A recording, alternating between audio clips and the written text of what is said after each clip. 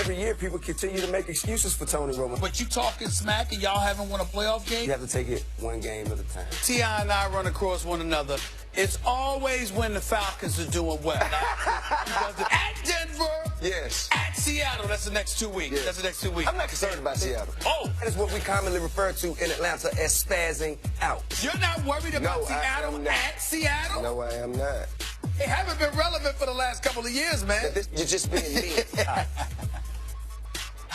Who's laughing now? Well, we certainly had our fair share of good times with our next guest. He's the multi-talented rapper and actor here on behalf of his new EP, Us or Else. We welcome back friend of the show and huge Falcons fan, T.I. Tip, thank you so much for being with us this morning. What's going on, guys? Y'all got Steven to come in today? He's here. You know, it's good to see you, T.I. It's good to see you because it's hard. It's been hard the last 3 years. They're 4-12, 6-10, 8-8. I see you sparingly. I hear from you sparingly. But they about to go to the Super Bowl. Here you are. You're unbelievable, bro. You're unbelievable. Now, one thing we know about me, man, I have never been hard to find. That's true. That's true. That's true, bro. That's true. Let's go. Let's go. Tip, your Falcons advancing to the franchise's second Super Bowl. How about it? But seriously, how confident are you that they can bring home the Lombardi against Bill Belichick, Tom Brady, and those Patriots? We're extremely confident. See, that's why I chose my wardrobe very carefully for you today. I'm channeling my inner prime time because we not only are going to win this thing, but we're going to do it in style. You understand that? So I'm going to let you know that right now. High stepping in the end zone, the strong way, not the wrong way. Remember, we said it right here first. Tip, you look at the Falcons, and Julio Jones is out of his mind, right? But you know that Belichick is going to try to take that away because he always tries to take away the thing you do best. Sanu and Gabriel and these guys, good enough to get it done? Well, I mean, I don't think that anybody is going to have an easy road giving Belichick and Tom Brady 2 weeks to prepare for any defense or any offense in this league. However, I don't think that they can't isolate all of our weapons. We have Mohamed Sanu. We have the best running tandem in the league. And as you said, man, Julio is playing just above any standard that anyone could expect for any human being to be playing on. So I don't think that they'll be able to isolate as many weapons as we have. You know, it's interesting because, you know, anytime you're talking about the Atlanta Falcons, I have to take it with a grain of salt because I obviously have to question your level of objectivity when it comes to this stuff. Of course you do, because you're a hater. I got to message you here. But let me ask you this question because as I look at this team right here, I want you to help me out with something here. I see Poole, I see Alfred in your secondary, along with Neal and Ricardo Allen. I hear you talking about this offense. There's no doubt in what a monster your offense is with Matt Ryan, with Coleman and Freeman in the backfield, with Julio Jones, the stud, the best receiver in football as far as I'm concerned. I know what he is, but I don't hear you talking about your defense in the secondary going up against Tom Brady. Why have you avoided that subject, T.I.? Could you explain that? Well, in the secondary, we have what we call a team effort. You know, everybody, as long as they're attacking the ball, that's all we need. Now, we do have my man Beasley, who had the most sacks in the NFL. We can talk about the pass rush, if that's what you would like to do, if you want to speak on defense. If that's what you want to do. Let's speak on defense, because I look at it like this, Tip, and you tell me how you see it. The Falcons' offense versus the Patriots' defense. I think the Falcons' offense is even better than the Patriots' defense is excellent, right? But then you flip it around. The Patriots' offense versus the Falcons' defense. Isn't there a bigger gap there than the other way around? Doesn't that favor the Patriots?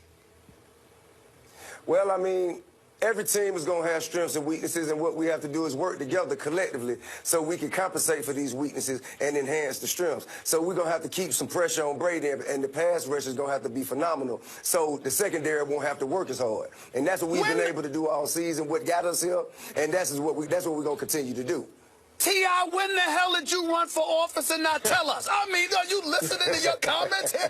You got to be kidding me. I mean, are you serious? You know what? And the good thing is, The good thing is, if we were listening to you, Stephen, we would never even made it past the Seahawks. You know what I'm saying? So if we had to depend on your word to get us here, we wouldn't be here. Oh, wait a minute. I questioned you during the regular season. I picked you to beat Seattle in the playoffs. Yes, I picked you to beat the Packers. So I saw how you just conveniently forgot that part.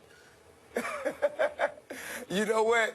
That week during the regular season when we went to Seattle, the Seahawks didn't beat us that week. The refs did. So let's just be clear about that. What was the final score? Did y'all walk out of that arena? Did you leave Seattle with a loss? Yes or no?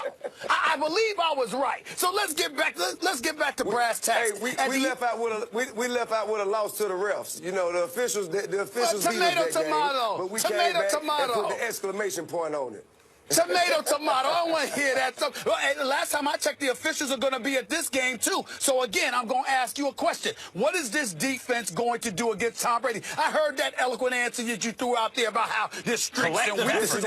How's your defense going to stop Tom Brady? Yes, how are they going to do that? They're going to play, the pass rush is going to keep pressure on them. And anybody knows this about Tom. He doesn't play well on his back. Okay, how about this? Just as a Falcons fan, the stories leading up to this game, the story of the NFL this year is Brady and Deflategate versus Goodell, and will he have to hand him the trophy? And Belichick and Brady are the greatest tandem ever, the greatest coach, the greatest quarterback, et cetera, et cetera. As a Falcons fan, how does that feel that the whole story of the Super Bowl seems to be about the other team? As I said, man, we've been playing from the underdog seat the whole season. Nobody expected us to be here. And if we had to worry about other people's validation, we would not be headed to Houston right now. We're not really worried about that. And I mean, for us, for us as fans and as a city, it's about preparing to support our team, man. And one thing we can relieve them of is worrying about whether or not Goodell will have to hand over the Lombardi trophy to Belichick, because he's going to be handing it over to us that night, because we're going to win. We're going to come home with the W. So y'all can rest assured on that. I'm going to come back with you on this. I'm going to give you your props in this regard. When we think about the city of Atlanta, the ATL, you understand what I'm saying? I mean, those of us, we love the ATL. Here's the deal. When you look at Atlanta, we see a lot of fans migrating there. You've been a consistent fan of this team for many, many years. You've never shied away from that. I give you a lot of props for that. I'm kind of surprised at the fan base the Falcons seem to have built. How did all of that come about? Because even over the last 3 years when they've been subpar, the fan base has been relatively impressive. I've been surprised by that. Have you? Well, I mean, I think, man, in the city, throughout the organization and in the city as a whole, we built the theme of brotherhood, you know, and that's everybody doing their part, whether you're a fan, whether you're Matt Ryan or Julio Jones or whoever it is, or the coach or whatever, the executive staff. Everybody in brotherhood does their part, and I think that's what's, you know, been able to contribute to our success. And you got to be thirsty for a chip, because the city of Atlanta, as many championships as you've played in, baseball, the Braves, etc., haven't won too many. The Braves got one. Not the Hawks, not the Falcons. I mean, you guys got to be thirsty down there. Well, you know what, man? I tell you like this. We just hungry enough to come in there and take it away from the person everybody expected to win it. Well, you gonna be there. I mean, you gonna be on the sideline. You gonna be in a suite. Absolutely. I mean, where you gonna be at, man? Where are you gonna be at? I will say once again, with great conviction, I will not be hard to find, sir. Okay. Tip, you mentioned Matt Ryan. You think he deserves the MVP this year? Absolutely, without question. I don't think anybody's been able to do with the team that he has, and you know, the consistency that they played with and the diversity. I don't think in the history of the league anyone has ever scored more touchdowns with more people on one team. You know what I mean? I think that he's really been able to spread out his offensive package and show a diversified side for the Falcons. Well, I just want you to know I'm so surprised at your answer. I'm so shocked. I mean, I expected you to say anything different than what you just said. But I will say this to you. If the Atlanta Falcons lose this game, I will be looking for you after the game. I'm telling you that right now. I'm telling you that right now. Hey, listen. There's no problem, okay? We already prepared for all the hate that you are meaninglessly looking to cast on us. We ain't worried about that. We know we not gonna give you the satisfaction. We gonna walk right on out there, and guess what? I won't even look for you if we win. I'm gonna do it with dignity, class, and grace. I ain't gonna play like you, okay? I ain't gonna play like you. If you look good, I got you. I got you. If you look good, you feel good. If you feel good, you play good. If you play good, they pay good. Tip, channeling Prime, and hopefully those Falcons will be as well, bringing home the Lombardi. Thank you so much for being with us. We appreciate you. Right on. Thank you, guys. All right, big time. All right, big time. Coming up, Kevin Durant goes off for 16 points in the fourth quarter last night, leading the Warriors to another win. But does this prove KD is a better closer than LeBron? The debate you are all waiting for is coming up.